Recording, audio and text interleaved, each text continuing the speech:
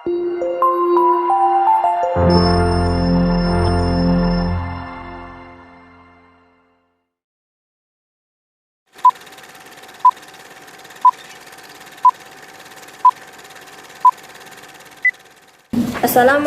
warahmatullahi wabarakatuh. Pamirsa, pinajang patepang sarang abdi yakna Fauzan Kamil Nur dina acara Warta Bogor.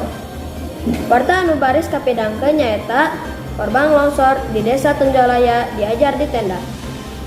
Pamirsa, puluhan murid sekolah di Perkebunan Dewata, Desa Tenjolaya, Kecamatan Pasir Jambu, Kabupaten Bandung.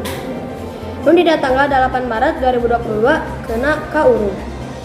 Masih keneh diajar di tenda darurat, maranehna teu bisa balik deui ka sakola asal. Kusabab sieun longsor deui.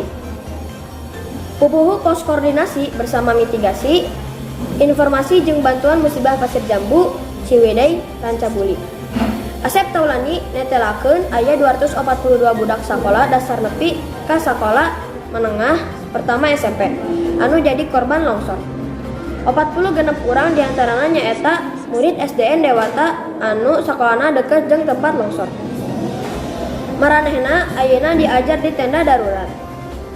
Khusus pikeun kelas genep anu ahad ieu bakal nyanghareupan ujian nasional, disaprak 2 minggu ka tukang, maranehna cicing jeung diajar di imah kepala sekolah SDN Cisondari. Pamirsa, mung sakitu nu kapihatur wilujeng patepang deui dina warta nu bakal dongkap. Amit mundur, amit mungkur. Wassalamualaikum warahmatullahi wabarakatuh.